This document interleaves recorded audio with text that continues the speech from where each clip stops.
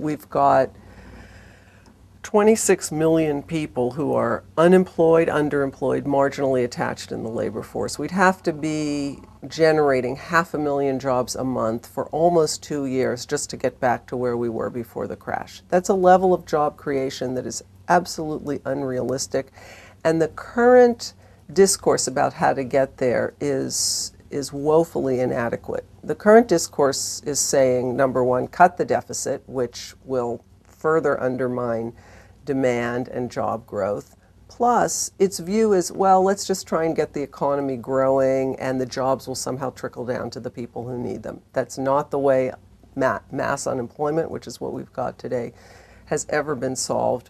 And to add to that, there's a dimension of this that hasn't been recognized in the conversation that this country is having, which is that we have created a powerful barrier to job creation in the way we've structured hours of work.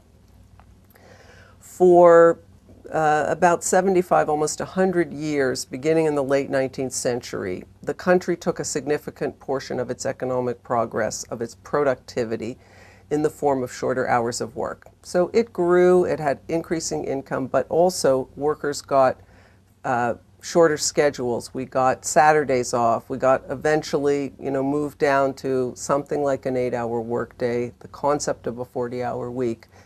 Now that's a completely normal thing to happen, and all of the wealthy countries went on this path. We would never have been able to reabsorb all the labor that gets displaced in the ordinary operation of a capitalist economy if we hadn't done that, because productivity growth is always generating a reduced demand for labor. We have industrial restructuring that's going on all the time. Some products get popular, others decline. So we've got to have a way of reabsorbing the people who are laid off in the normal course of a market economy.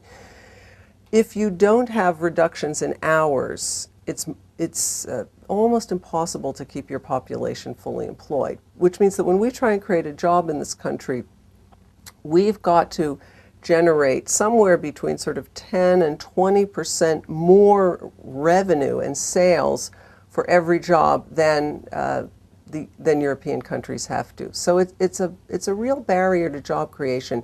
If we had shorter hours of work, if we were able to take productivity growth over time in the form of shorter hours, we could re-employ those 26 million under and unemployed people much more rapidly. For individuals who want to really secure their economic futures, I think one of the most important principles going forward is going to be diversification. Diversification of your income sources, of how you meet your daily needs, and diversification in terms of where you invest. And this gets us back to that principle of what is wealth, and a broader notion of wealth, which includes wealth in the planet. It includes money wealth, of course, but also wealth in people. If we invest in relationships with other people, that becomes a source of wealth. So this brings us back to the question of time use. If people are able to work fewer hours in the labor market, it means they can take that freed up time and begin meeting needs in new ways which reduce their necessity to depend on that market. That market which, as I argue, is going to be less stable and less lucrative.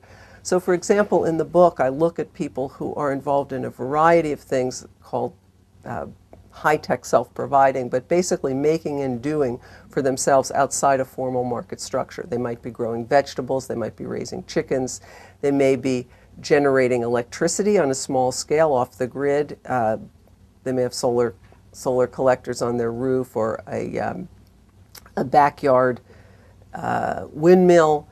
They may be involved in sharing schemes, so they don't have to lay out as much money to get appliances or cars or other forms of transports, because they may be sharing with their neighbors and creating economic interdependencies that are going to serve them well when times are a little bit rocky.